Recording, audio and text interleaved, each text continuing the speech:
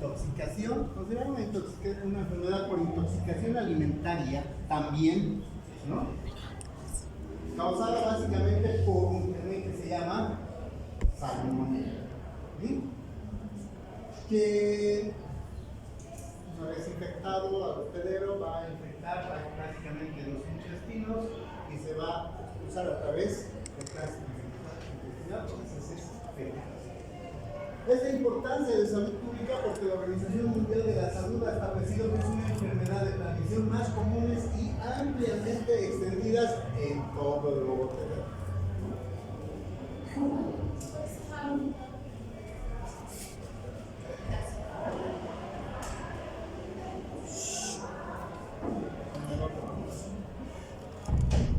Por eso es la importancia, porque es una enfermedad ampliamente extendida. Está básicamente dada por un género que es de la salmonella, ¿no? Es una enterobacteria. Fermenta de glucosa, con producción de gas, no forman esporas, tienen todas sus características morfológicas de esta bacteria.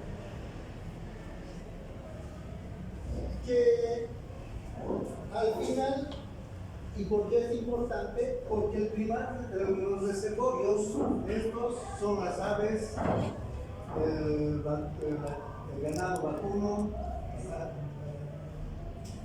el ganado porcino, que viene con ellos, y que nosotros los vamos ingiriendo, principalmente en los cerdos, la salmonella typhi, en aves, la salmonella typhi, y en bovinos, la salmonella typhi.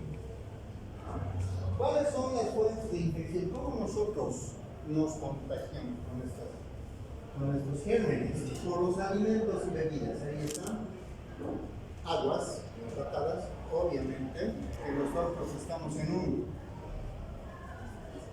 factor de riesgo tremendo porque no tenemos otra agua potable, ¿no? Son aguas tratadas, pero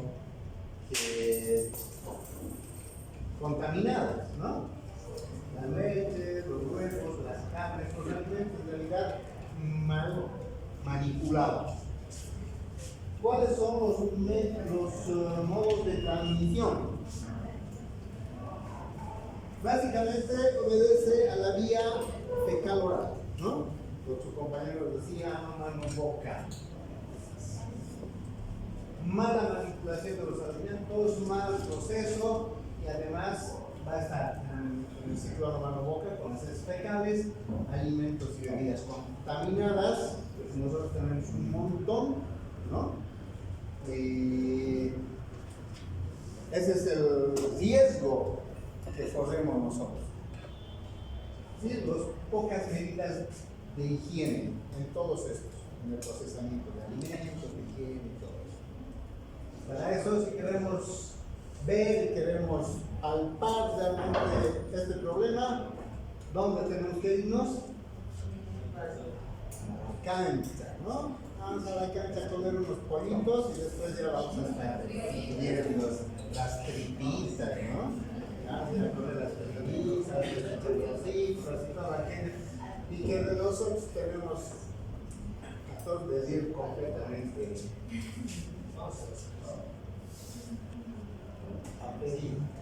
Periodos de incubación. Los periodos de incubación varían de acuerdo a los tipos de salmonelas. Ahí tenemos salmonella typhi de 10 a 14 días, el Typhimurium de 8 a 48, el Cectidis de 8 a 48, y son variables algunos otros. Por eso es que nosotros tenemos que conocer esta información y saber el tiempo de incubación. Porque no sé si ustedes han visto en las redes sociales, hay mucha gente que crea esos contenidos y alarman a la gente y les informa. Yo vi una publicación, por ejemplo, donde decía que había perdido a su hijo, ¿no? Y estaba enojada la señora. ¿Por qué? Porque ese día se había levantado, dice, en la mañana a prepararle su desayuno, y su desayuno consistía en unos huevos revueltos y todo aquello. Y le dio su desayuno a su hijo, de tal manera que le lleva al colegio, y en el colegio el niño se había sentido mal. Había entrado con náuseas, con vómitos, con fiebre y con todo aquello. De tal manera que lo llevan a la enfermería, y en la enfermería le dicen que está mal y tienen que llevarlo al hospital. Le llevan al hospital y le llaman a la mamá, ¿no? A la mamá a las 10:30 de la mañana, y la mamá todo preocupada, se va y todo aquello.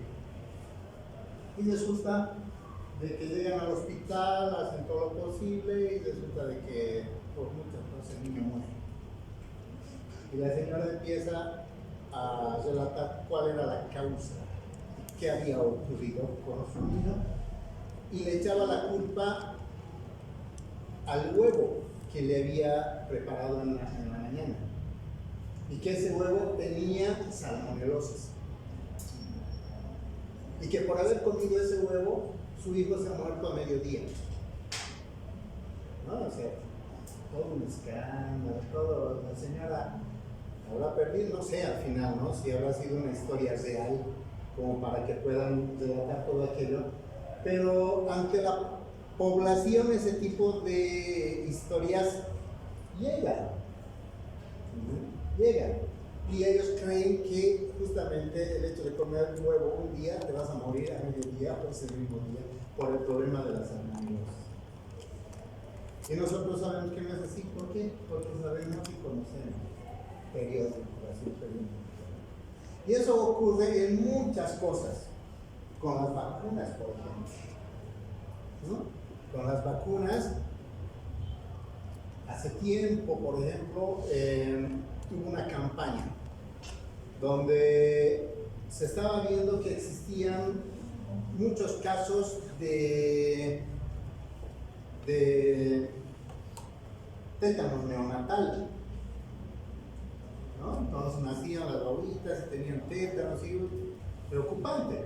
Entonces el sistema, entonces hacen un estudio y dicen, tenemos que hacer una campaña de vacunación, ¿no? Entonces, para prevenir el tétano neonatal, ¿a quiénes hay que vacunar? A las mujeres de la fe, ¿no? A las que se van a embarazar y van a tener las responsables de reproducir y perpetuar la especie, ¿no? Entonces, hacen la campaña. Vamos a hacer la campaña de vacunación contra el tétano, y de esa manera vamos a evitar el tétano neonatal. Pero, ¿qué ocurre?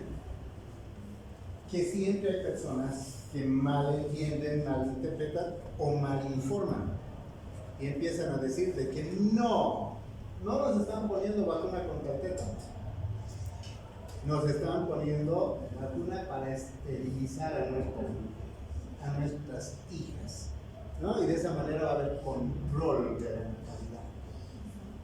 De tal manera que todo ese programa, esa inversión y todo aquello se frustró, pues, ¿no? Y justamente por esa mala información, porque la gente no sabe. Es por eso que nosotros tenemos que salir a informar, ir a educar a la gente y hacer de que la gente nos entienda. Porque si no nos van a entender, va a ser igual que con el coronavirus, ¿no? Vacuna contra el coronavirus. Y otros grupos sabían. Primero que decían no existe el coronavirus. Mentira, ¿no? Después otro grupo, los antivacunas. Nosotros hemos nacido de Dios, Dios nos ha hecho perfectos y Dios sabe cuándo nos va a llevar. Nosotros no necesitamos que nos inyecten nada para sobrellevar eso. Cuando es nuestro destino, Dios sabe, ¿no? Entonces, vacunas no. Y habían otros más radicales, ¿no? Yo quisiera hasta decir ese función. Con la vacuna nos van a robotizar, ¿no? Nos están poniendo chips para controlarnos hasta nuestros pensamientos. Nos van a volver hombres lobos, ¿no? O sea, de todo. y había gente que no sabía, no conocía, pero esa información llega al colmo de que los barbijos no sirven. Los barbijos se han hecho para hacerse plata, para hacer un montón de cosas, nos están distanciando entre la gente. No a los barbijos, porque esa enfermedad no hay. Y ya se han reunido y han hecho toda una fogata de barbijos, ¿no? Han quemado todo eso. ¿Por qué? Por la mala información. Entonces, vean ustedes, ese tipo de cosas ante la población pega.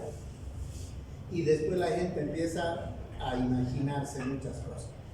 Y con esa información, y con esta información que diga que mi hijo ha comido un huevo hoy día y se ha muerto a mediodía por culpa del huevo que tenía salmonelosis, mucha gente no quería comer huevos, ¿no? Pero no, cuando es uno de los productos que nos puede ayudar mucho para nuestros niños principalmente, o para nuestros ancianos que se quieren, proteínas y todo eso. Pero una mala información hace que perdamos este tipo de valiosas oportunidades de ayudar a nuestra gente. Entonces, la distribución y frecuencia, vean ustedes, es a nivel mundial, es grande. Entonces, países al final es una distribución mundial donde la población en riesgo básicamente va a ser nuestros niños, nuestros ancianos y nuestras mujeres embarazadas. Poblaciones vulnerables que siempre hay que tomar en cuenta, los extremos de la vida, ¿no? En gran parte de las enfermedades, principalmente transmisibles, ¿no?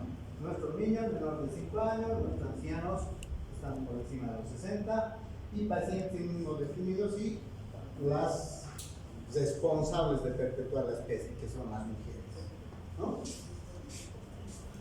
¿Cómo vamos nosotros viendo a diagnosticar? Salmonelosis. ¿Cuál es el signo más característico de la salmonelosis?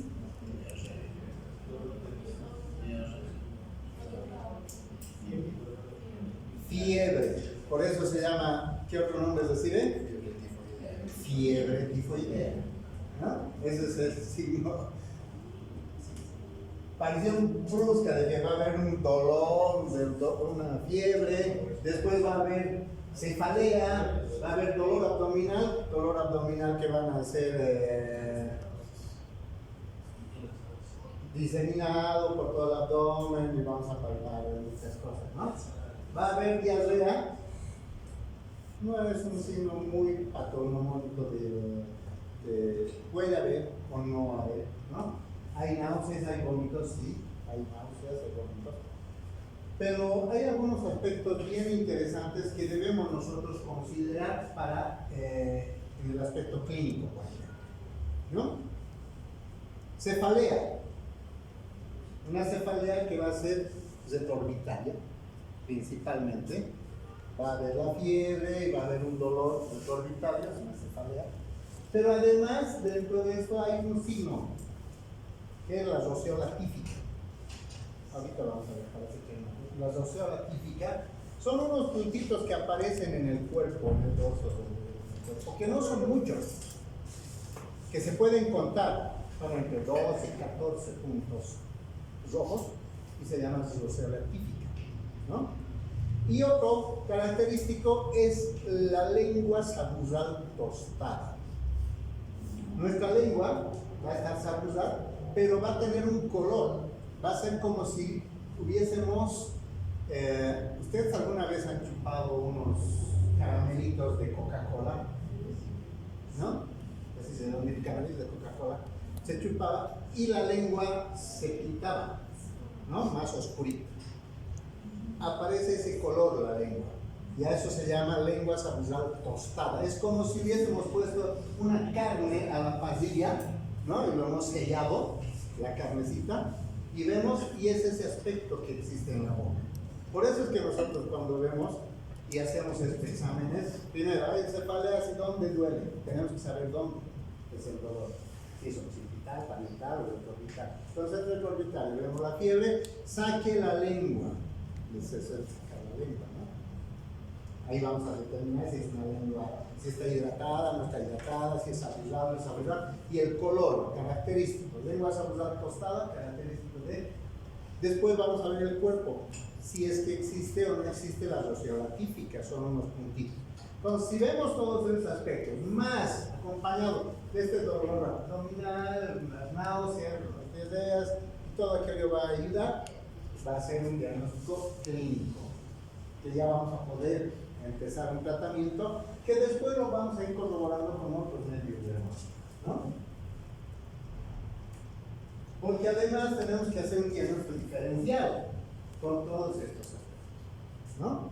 Por ejemplo, en la gastroenteritis no va a haber la lengua saludable tostada, no va a haber la roceola, ¿no? En la hepatitis el dolor ya va a estar mucho más localizado, vamos a hacer una implantación del hígado y vamos a ver los bordes costal y el borde hepático, lo que en la salmonelosis no existe, no va a haber hepatitis, ¿verdad? En la apendicitis ya sabemos. Obvio que todo dolor abdominal, primera patología que debemos pensar, apendicitis. Y más aún si estamos en edades de adolescentes o adultos jóvenes, ¿no? Ese es el periodo donde se presenta más hepatitis o apendicitis. Bueno, la disentería es más fácil diagnosticar. ¿Por qué? ¿Qué es disentería? ¿Qué es disentería? Con sangre, ¿no? Y en la salmonelosis no vale. Bien. ¿Cuál va a ser el diagnóstico que vamos a ir viendo? Cuando va a haber diarreas graves, vamos a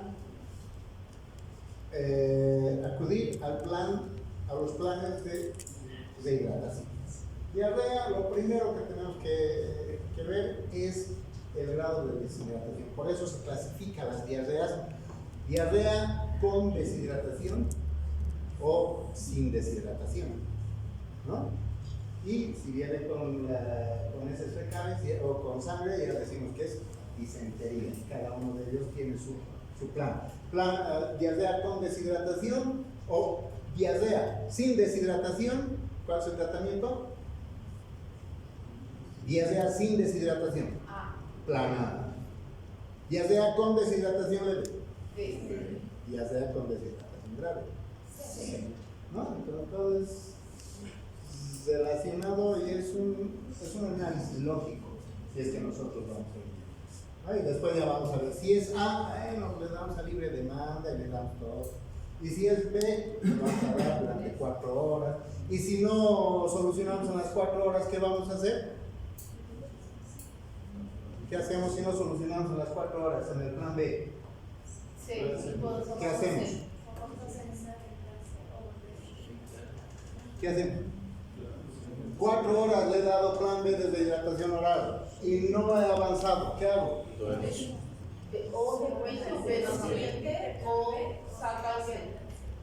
repito. ¿No? Tengo que repetir. Si en la segunda vez repito y no avanzo, ¿qué hago? Directo a C. ¿No? Pero si en el segundo intento sí es revertido, ya se ha hidratado y todo aquello, ¿qué hago? Plan A. Entonces, todo eso es dosis respuesta. Y ustedes saben, en farmacología en avanzado, todo es dosis respuesta. Vamos a ir dando y dependiendo de cómo va evolucionando. En algunos casos aumentaremos, en otros casos cambiaremos también los planes. Entonces, todo aquí. Cuando hablamos de antibióticos, ampicilina, estimetocin, sulfamethoxazol, cefalosporina, tercera generación, y en algunos casos vamos a llegar a procedimientos quirúrgicos. ¿En qué casos vamos a llegar en procedimientos quirúrgicos con salmonelosis?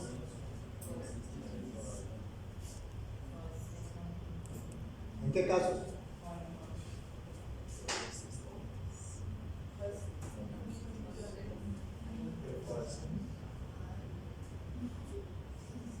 Perforaciones intestinales. Una de las complicaciones. Antes, el tratamiento y el antibiótico de elección no eran estos. ¿Cuál era? Cloranfenicol. Salmonelosis, cloranfenicol. ¿No? ¿Qué tiene salmonelosis? Cloro. Pero se ha hecho un estudio y se ha ido viendo este cloranfenicol, cuál era la mayor complicación que nos daba la perforación intestinal. ¿No? Entonces se ha ido viendo todo aquello. Había que tener mucho cuidado para manejar todo esto. Entonces, había esto, urgente a operar y a reparar todo eso. Complicaciones. Después ahí vienen otras, no sé, más complicaciones, pero aparece. Después va a haber los dolores y todo. Se han ido, esto es una presentación donde han presentado casos confirmados de una muestra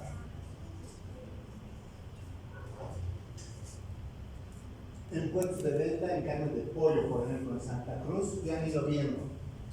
En puestos simples que vendían solo pollo, o en otros que vendían carne y pollo, cuántos han habido positivos y todo aquello. Ha sido un estudio bastante interesante nomás. Cuando nosotros tenemos que hacer prevención primaria, ¿no? Ya lo he visto, la prevención secundaria, van a ser los antibióticos y todo aquello. Prevención primaria. Siempre muchas entidades, no solamente el sector de salud, el Servicio Departamental de Salud, con sus departamentos de todo aquello, sino que el municipio tienen unidades y departamentos específicos para hacer este control, el programa de control. Por eso es que el servicio departamental tiene una unidad donde les van extendiendo carnets sanitarios a todos los trabajadores que manipulan alimentos. Todos los legalmente establecidos, todos los restaurantes que manejan alimentos, cada funcionario tiene que tener su carnet sanitario. Hasta las personas que están vendiendo los carritos en la noche y están reconocidos por la alcaldía, pagan su patente y todo aquello, tienen que tener su carnet sanitario, ¿no? Entonces son muchas instituciones que están involucradas para el control de todo esto. Y en esos controles de carnet sanitario y el control que hacen las alcaldías, van primero enseñando cómo tienen que lavarse las manos, cómo tienen que lavar los alimentos, ¿no? Los intendentes y todos ellos periódicamente van a hacer su control. A los restaurantes, muchos han debido ver. Yo una vez me acuerdo cuando estaba en una reunión y nuestra reunión era larga y por cortesía nos traen comida. Oh, qué rico, que vamos a comer. Silpancho. Oh, bien, ¿de dónde el silpancho? Del Palacio del Silpancho. Oh, espectacular. Ahí hablábamos todos y yo personalmente he comido, pues, ¿no? Iba todo bien. Al día, ya en la noche llegando, llego y con un poquito de dolor, con un poquito de... Al día siguiente ya, pues ya había ido casi como unas 5 veces al baño, ¿no? Complicado, ¿no? Y al día siguiente no podía levantarme de la cama porque ya estaba completamente deshidratado, ¿no? Está mal. Ha debido ser una intoxicación alimenticia, así muy rápido y todo aquello. De tal manera que, como ya estaba echada en la cama, no podía salir, pongo noticias. Noticiero, y en el noticiero, la intendencia ha hecho un control y ha ido a verificar y han encontrado en unos restaurantes chulupis caminando por el arroz, por la carne y todo eso. ¿Y de dónde era? Del Palacio del entonces ya sé de dónde, ¿no?